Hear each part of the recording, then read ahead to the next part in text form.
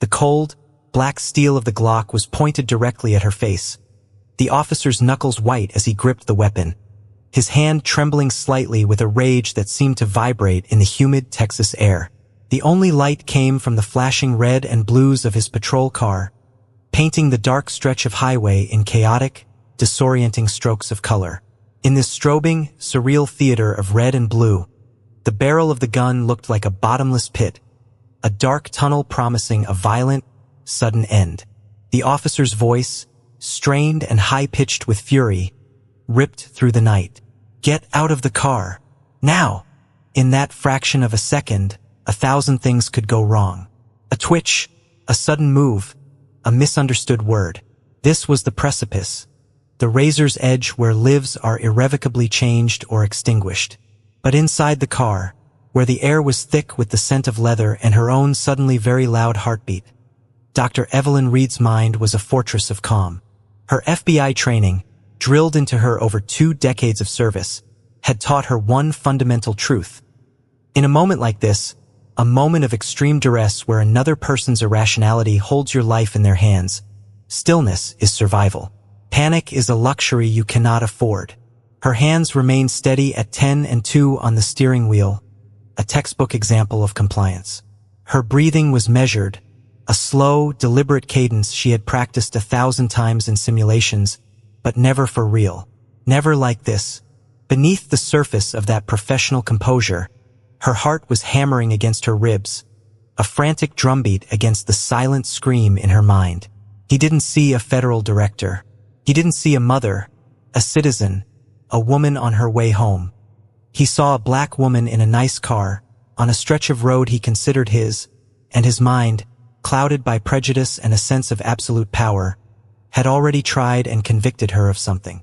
Of being out of place, of being suspicious, of being a target for his anger. What he didn't know, what he couldn't possibly comprehend as he stood there, basking in the glow of his own authority, is that his career, his freedom, and his entire life were about to be fundamentally and permanently altered by this one traffic stop.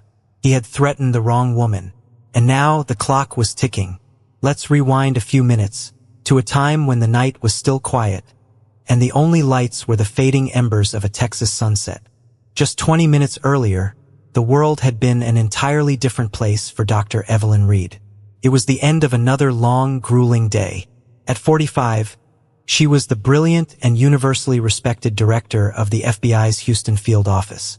Her office on the top floor was a testament to her care aerospace of clean lines, dark wood, and glass, offering a panoramic view of the sprawling Houston skyline.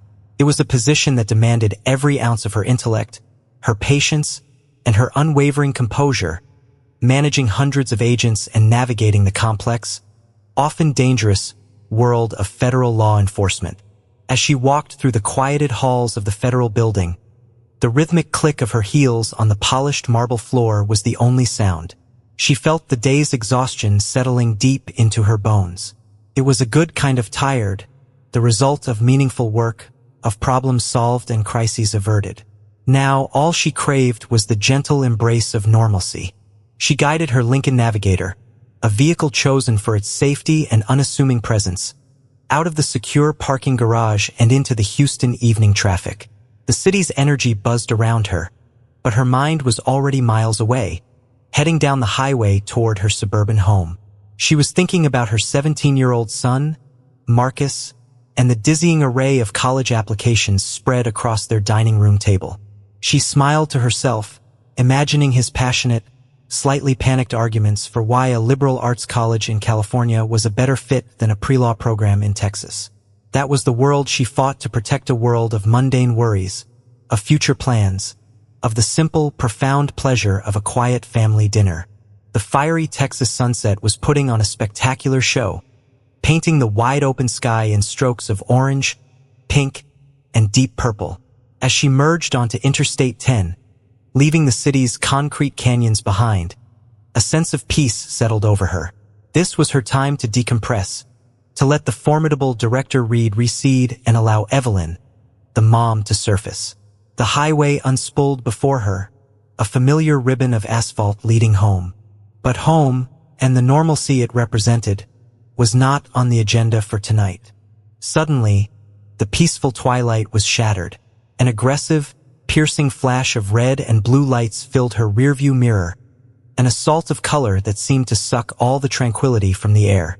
A police siren blared, a short, sharp command to pull over. Evelyn let out a slow, weary sigh. It wasn't a sigh of guilt or surprise.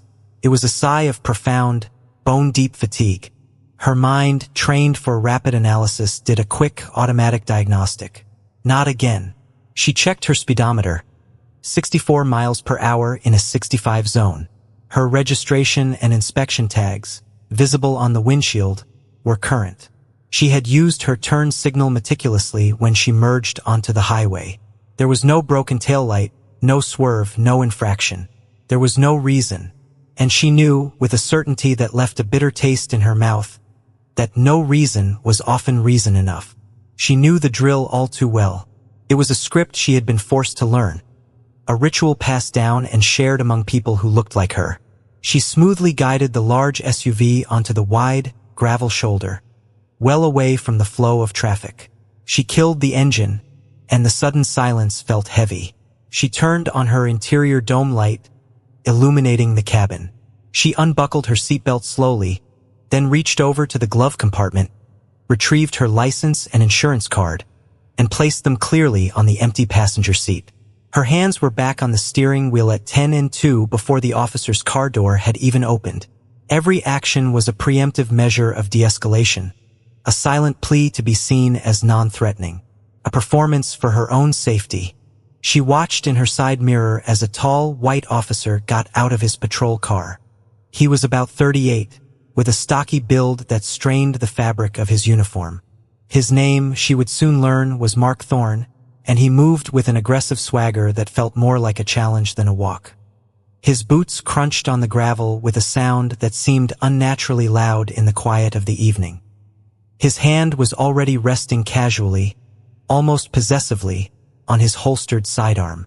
He approached her window, his eyes sweeping over the plush leather interior of her vehicle, with a look that was a mixture of curiosity and open suspicion.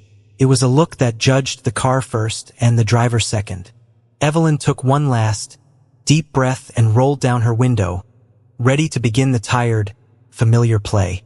"Hello, officer," she said, her voice the epitome of calm professionalism. "How can I help you?" Officer Thorne didn't return the greeting. He leaned down slightly, his presence filling the open window, bringing with him the faint smell of cheap coffee and an overwhelming air of authority. His eyes, a pale, washed-out blue, were cold and empty of courtesy. "License and registration," he said, his voice flat and dismissive. It wasn't a request. It was a demand.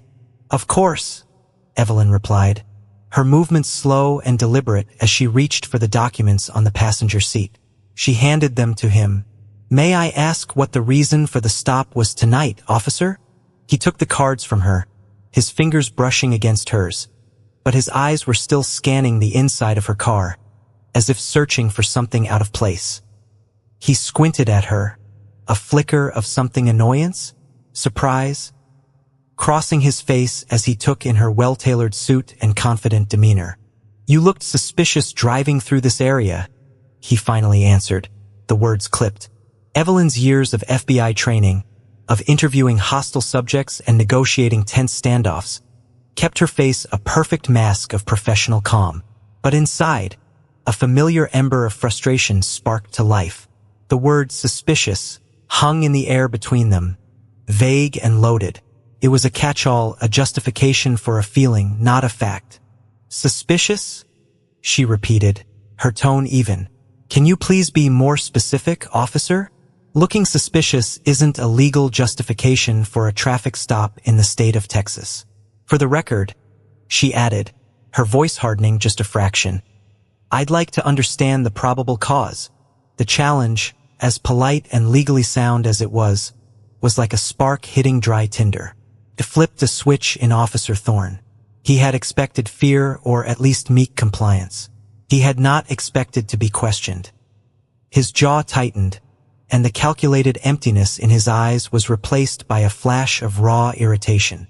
The fragile peace of the Texas evening had just been broken, and the situation was about to unravel, quickly and dangerously. The shift in Officer Thorne's demeanor was palpable. It was a physical change, a coiling of tension in his shoulders and a hardening of his jawline. He had initiated a power play, and she had refused to play her assigned role.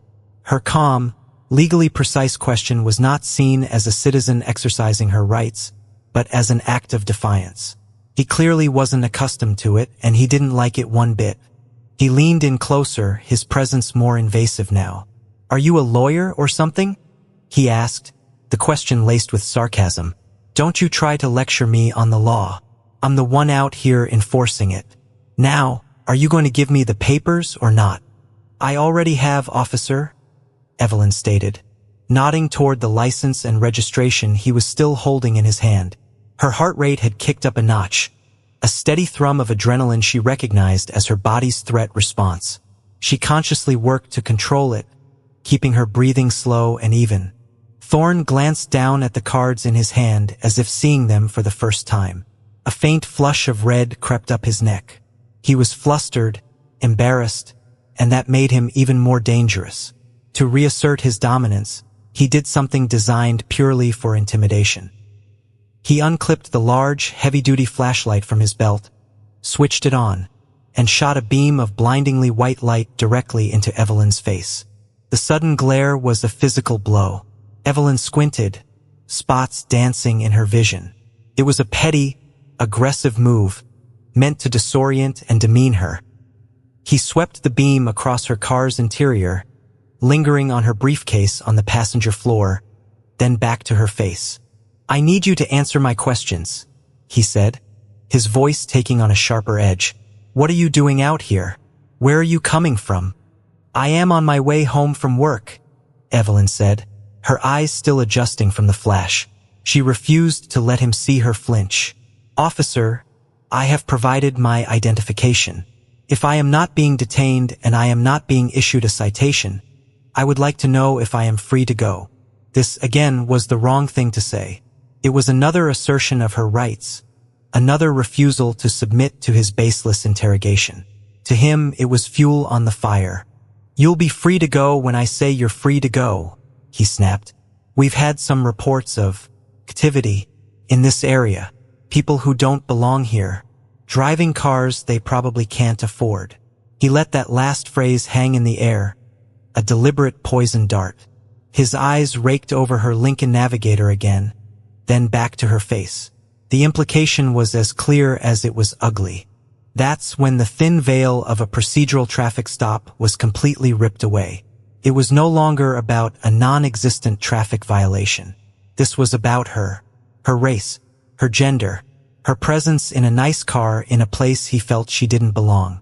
His prejudice, simmering just below the surface, now boiled over into open, explicit hostility. "I know your type," he sneered, and the words felt like a physical slap. "Always got a slick answer for everything. Think you're smarter than everyone else." Evelyn felt a cold knot form in the pit of her stomach. This was the moment of escalation she had always dreaded but had trained to face. Her internal monologue was a running calculation of risk. Stay calm. Do not engage the prejudice. Stick to the law. He wants a reaction. Do not give it to him. But Thorne was on a roll now, feeding his own anger. "So what is it? What are you hiding in here? Huh? You got drugs? Weapons? People like you are always into something shady." The question was so outrageous, so steeped in racist caricature, that for a moment, Evelyn was speechless. She, the director of the Houston FBI, who had dedicated her life to upholding the law, was being accused of being a common criminal on the side of a highway by a patrolman on a power trip. The irony was so bitter it almost made her want to laugh. But she knew that laughter would be misinterpreted as mockery and would escalate the situation even further. She had to take back control of the narrative. She had to create a record. She made a slow, deliberate movement with her right hand, a movement she announced clearly before she made it. "Officer," she said, her voice a firm, unwavering anchor in the swirling chaos of the moment. "For both of our safety, and to ensure a clear record of this interaction, I am now placing my phone on my dashboard and recording this conversation. She picked up her phone, her fingers tapping the screen to start the video recorder. She placed it carefully in the dash mount, the small green light of the recording indicator a new, silent witness to the scene. If she thought this would make him pause, she was wrong. It had the opposite effect. He saw it not as a measure for accountability, but as a direct challenge to his authority. He let out a short, humorless laugh. It wasn't a sound of amusement. It was a sound of pure derision. "You think I'm scared of your little phone?" he scoffed, gesturing dismissively at the device. "You can record all you want. It doesn't change a damn thing. Out here, I'm the one with the badge and the gun. I'm the law. I give the orders." His sense of impunity was absolute. He felt untouchable. And to prove it, he escalated from verbal threats to a physical one. "I've had enough of this," he growled. "Get out of the car. Now!" To punctuate his command, he slammed his open palm hard against the car door, right next to her window. The sound was like a gunshot in the night. The entire SUV rocked slightly from the force of the blow. It was a startling, violent act designed to shock her into submission. Evelyn flinched involuntarily, but her resolve hardened like steel. This officer was out of control. He had crossed a line, and she knew with chilling certainty that getting out of the car would be the most dangerous thing she could do.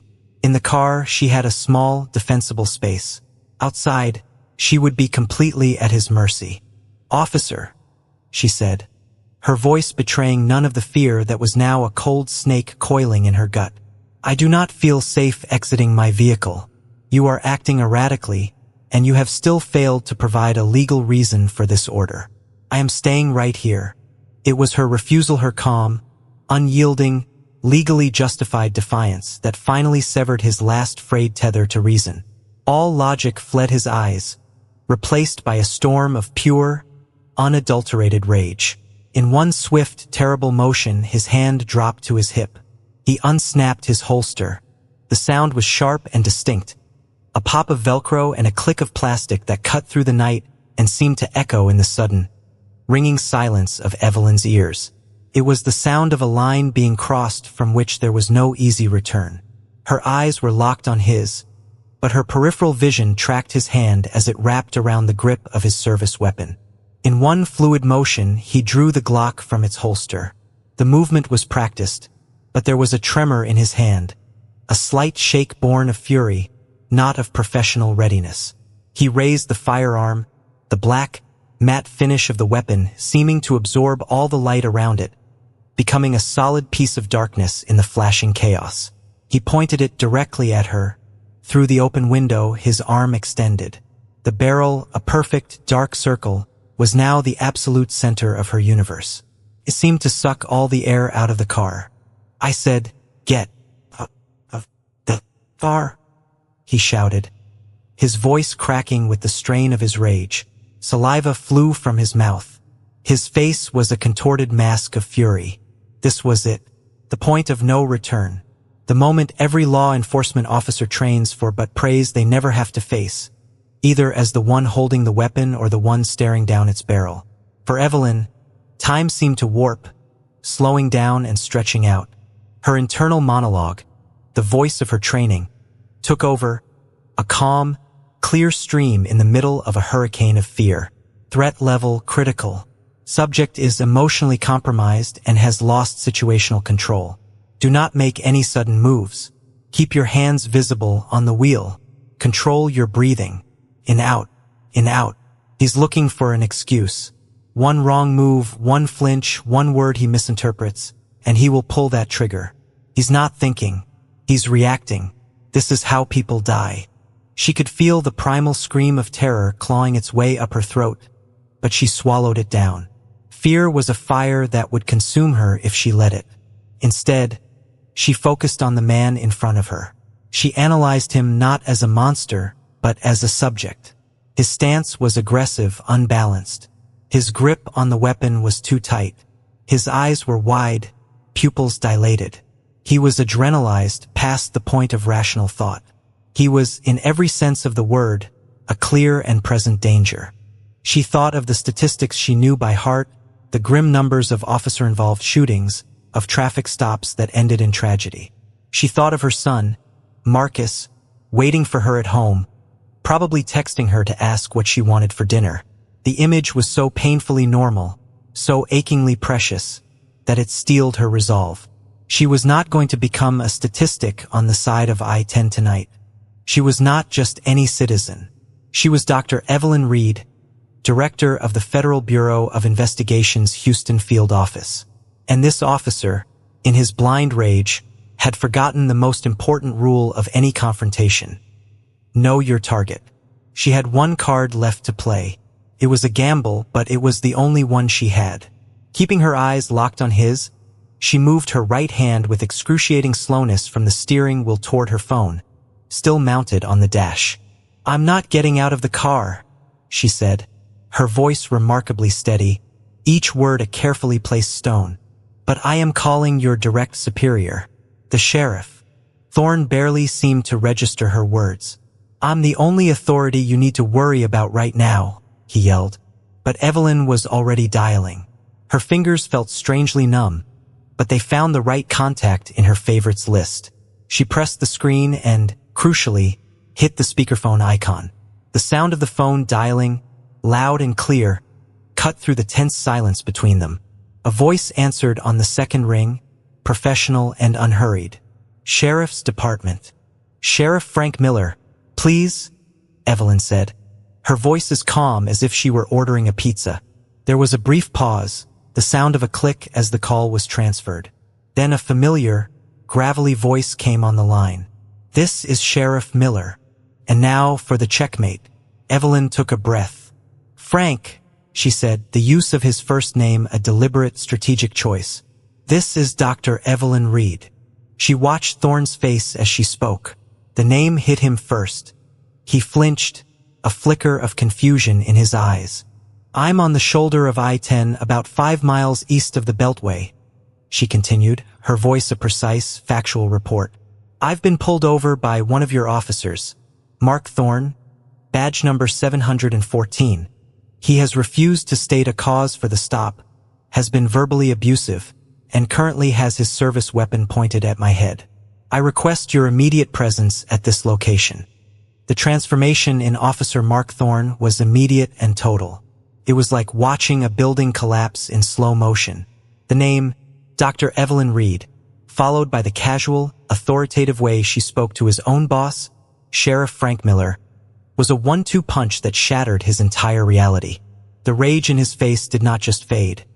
It was violently sucked out, leaving a vacuum that was quickly filled with a wave of utter confusion, then dawning disbelief, and finally, a pale, sickly, green-tinged shade of absolute horror. The gun, which he had held with such conviction moments before, now seemed to become impossibly heavy in his hand. It wavered, the barrel dipping a few inches. He had not just pulled his gun on a citizen. He had pulled his gun on the director of the Houston FBI. He had threatened one of the most powerful law enforcement officials in the state. The power dynamic on this dark stretch of highway hadn't just shifted. It had inverted with the force of a tectonic plate. And in the distance, a new sound began to cut through the night. The sound of a siren, screaming towards them. The sound of accountability. The siren grew from a faint, distant wail to a piercing, undeniable scream in what felt like seconds. Headlights appeared, growing larger and brighter, coming at them fast. Another patrol car, a Harris County Sheriff's vehicle, fishtailed slightly as it pulled up behind Thorne's, its tires screeching on the pavement and kicking up a cloud of dust and gravel. The sheer urgency of its arrival signaled that this was no routine backup call. The driver's door flew open and Sheriff Frank Miller emerged. He was a man in his late 50s, tall and broad-shouldered with a weathered face that had seen decades of Texas law enforcement. He moved with an air of absolute command. He took in the entire scene in a single, sweeping glance. Thorne, standing frozen, his weapon still in his hand but now lowered. The Lincoln Navigator with its interior light on, the flashing lights painting a grotesque tableau. Miller's face, already grim, hardened into a mask of cold fury. "Thorne!" His voice was a roar that boomed across the highway, easily cutting through the sound of his own siren. "What in God's name are you doing? Put your weapon down. Now!" The command was so absolute, so filled with authority, that Officer Thorne reacted like a puppet whose strings had been cut. He fumbled to holster his weapon, his movements clumsy and panicked. The tough, aggressive officer from minutes ago was gone, replaced by a man who looked like a scared, cornered animal. He turned to face his superior, his face ashen, his mouth opening and closing with no sound coming out. Sir, she was being. He finally stammered, his voice thin and reedy. She was being non-compliant. She wouldn't get out of the car. She was argumentative. The excuses sounded pathetic and weak even to his own ears. Sheriff Miller didn't even spare him a glance. His focus was entirely on the woman in the SUV. He strode past Thorne and walked directly to Evelyn's open window, his expression a mixture of deep concern and utter disbelief. "Evelyn?" he said, his voice now low and full of genuine shock. "My God, are you okay?" "I'm unharmed, Frank," she replied, her voice steady, though she could feel the adrenaline beginning to recede, leaving a profound shakiness in its wake. "But this officer is dangerously out of control." That was all Miller needed to hear. He turned on Thorne, and the full force of his fury, which had been simmering, now erupted. His voice dropped to a low, furious growl that was far more terrifying than his earlier shouting. "You pulled over the director of the FBI?" he said, stepping so close to Thorne that the much larger man involuntarily took a step back. "You harassed her? And you drew your weapon on her? Are you out of your damn mind?" Thorne was speechless, his eyes wide with terror. He looked like a man watching his life flash before his eyes. Miller didn't wait for an answer that would never come. "Give me your weapon," he commanded, holding out his hand. Thorne, trembling, unholstered his Glock for the second time that night, this time offering it grip first to his superior. Miller took it, ejected the magazine, cleared the chamber, and tucked it into his own waistband. "Now your badge," he ordered. With shaking fingers, Thorne unclipped the silver badge from his uniform shirt. It felt like he was surrendering a piece of his own soul. He handed it over. Miller's voice was cold as ice. "Mark Thorne, you are suspended, effective immediately. Turn around and put your hands behind your back. You're being placed in custody pending a full internal investigation."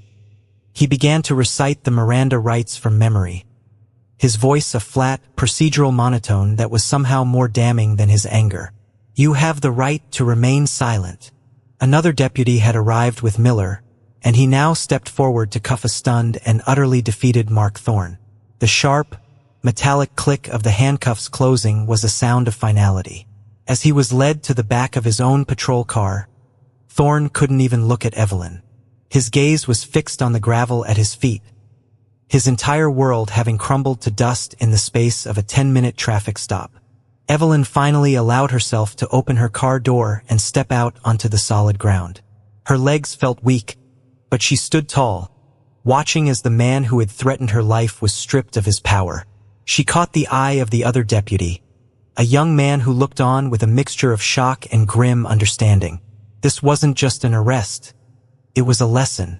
Sheriff Miller walked back over to her, his face etched with apology and exhaustion. "Evelyn, I am so sorry. There are no words. Are you sure you're okay? Do you need me to call someone?" "I'll be fine, Frank," she said, finding her strength. "But this cannot be swept under the rug. This isn't about me or my title. This is about an officer who felt he had the right to terrorize a citizen because he could. I want a full and transparent investigation." "You have my word," Miller said, his eyes meeting hers. "This will be handled by the book. His career in law enforcement is over. I'll make sure of it." The fight on the side of the road was over, but Evelyn knew the real battle had just begun. The on-scene incident was the explosive beginning, but what came next, the investigation, the reports, the hearings, would be the true test of the system she had sworn to uphold. The days that followed were a whirlwind of procedural machinery grinding into motion. The arrest of a police officer for threatening a civilian is always a serious matter. When that civilian is the director of the FBI, it becomes a seismic event that sends shockwaves through every level of law enforcement. Sheriff Miller was true to his word. The investigation was immediate, thorough, and brutally transparent. The Harris County Sheriff's Office Internal Affairs Division took the lead, but the FBI's own Office of Professional Responsibility also monitored the proceedings closely, a silent, powerful presence ensuring that no detail was overlooked. The centerpiece of the entire investigation was the video from Dr. Evelyn Reed's phone. It was the unimpeachable witness, a clear, chronological record of Thorne's escalating aggression and abuse of power. In the cold, sterile interview rooms of the Internal Affairs Department, Mark Thorne tried to construct a defense. Watched by his union representative and a department-appointed lawyer, he attempted to twist the narrative. He claimed Dr. Reed was hostile and argumentative from the start. He described her questioning of his authority as provocative. He tried to paint her calm, legally precise language as the verbal maneuvering of a slick criminal. He argued that her refusal to get out of the car made him fear for his safety, that he believed she might have a weapon, and that drawing his own gun was a last resort to control a volatile situation. But his words crumbled to dust when confronted with the video. The footage showed the opposite of his claims. It showed Evelyn's unwavering composure. It showed her polite yet firm assertion of her rights. It showed Thorne's growing frustration, his verbal insults, and his clear racial prejudice. And most damningly, it showed the moment he slammed his hand on her car, and the final, unjustifiable act of drawing his weapon on a woman who sat with her hands in plain sight on the steering wheel. His story fell apart under the weight of his own recorded actions. The district attorney's office moved swiftly. Given the high-profile nature of the case and the undeniable evidence, they convened a grand jury, which took less than a day to hand down an indictment on multiple felony charges. The case of the state of Texas versus Mark Thorne was officially on the court docket. The trial became a media sensation. The courtroom was packed every day with a tense mix of journalists, police accountability activists, off-duty police officers showing quiet support for a fallen colleague, and ordinary citizens captivated by the drama. The prosecution, led by a sharp, methodical assistant district attorney, built their case around the video. They played it for the jury, pausing it at key moments to highlight Thorne's violations of protocol and law. They called use-of-force experts who testified that Thorne's actions were not just inappropriate, but dangerously reckless and contrary to all accepted police training. The defense attorney did his best with an unwinnable hand. He tried to paint Thorne as a dedicated, if flawed, officer working a high-stress job in a dangerous world. He argued that the stop was a tragic misunderstanding, a situation that spiraled out of control due to poor communication on both sides. The argument was so weak it felt insulting, and it fell completely flat with a jury that had seen the raw footage for themselves. The climax of the trial came when Dr. Evelyn Reed was called to the witness stand. She walked to the stand with a quiet confidence that filled the room. She was not there as a trembling victim. She was there as an expert witness to her own attempted victimization. In a calm, clear voice, she recounted the events of that night. She didn't embellish or editorialize. She simply stated the facts, detailing Thorne's procedural violations, his verbal threats, the escalation, and the profound, life-threatening fear she felt when she saw his gun pointed at her head. The defense attorney tried to cross-examine her, to poke holes in her story, to suggest she had somehow provoked the officer. But he was outmatched. Every question he asked, she answered with a precision and authority that only served to reinforce her credibility. In her final statement to the court, the prosecutor asked her why this case was so important. Evelyn looked not at the lawyer, but directly at the 12 men and women in the jury box. "This case isn't just about me," she said, her voice resonating with conviction. "My title ultimately protected me. The fact that I could call the sheriff by his first name is what de-escalated a situation that could have ended my life. This isn't about revenge against one officer. It's about accountability for a system." She paused, letting the weight of her words settle in the silent courtroom. If this can happen to a federal director with 2 decades of experience and an encyclopedic knowledge of the law, I want you to imagine what happens every single day to young people who don't know their rights, to people who are too terrified to speak up, to those who don't have a powerful friend to call. This case, and your verdict, is for them. With that, the prosecution rested its case. The defense had nothing left. The fate of Mark Thorne was now in the hands of the jury. The wait for the verdict was a tense, heavy affair. The jury deliberated for less than 6 hours, a sign that their decision had not been a difficult one. When the bailiff announced they had reached a verdict, a ripple of anticipation went through the packed courtroom. Journalists straightened their ties, activists leaned forward in their seats, and a silent Mark Thorne, flanked by his lawyers, stared blankly at the polished wood of the defense table. Dr. Evelyn Reed sat in the front row, her expression composed, her posture perfect. She was there not for herself, but to see the process through, to bear witness to the final act of a drama that had consumed a part of her life. The 12 jurors filed back into the jury box, their faces grim and unreadable. The court clerk took the verdict form from the foreman, a middle-aged woman with tired eyes, and handed it to the judge. The judge read it silently, his expression betraying nothing. The silence in the room was absolute, so thick you could feel it pressing in on you. "Will the defendant please rise?" the judge commanded. Mark Thorne stood, his movements stiff and robotic. He looked smaller now, diminished, the aggressive swagger he once possessed completely gone, replaced by the hollowed-out look of a man facing the abyss. On the charge of aggravated assault with a deadly weapon by a public servant, the judge began, his voice a powerful baritone that filled the chamber. "How does the jury find?" The foreman stood. "On the charge of aggravated assault with a deadly weapon by a public servant," she said, her voice clear and steady, "we the jury find the defendant, Mark Thorne, guilty." A quiet gasp went through the courtroom, followed by a few muffled sobs of relief from the activists in the back rows. "On the charge of official oppression," the judge continued, "how does the jury find?" "Guilty," the foreman replied.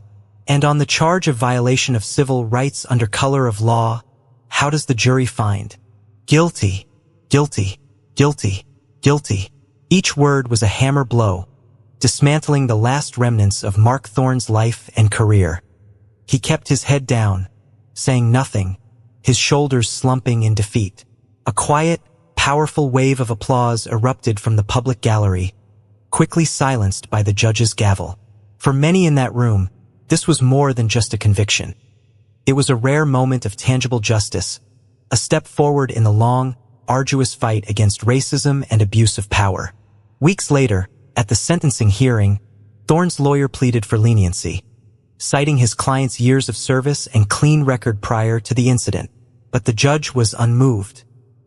He looked down at Mark Thorne from his elevated bench, his eyes filled with a cold disappointment. "Mr. Thorne," he said, "you took an oath to protect and serve all citizens. You were given a badge and a gun, symbols of immense trust and responsibility.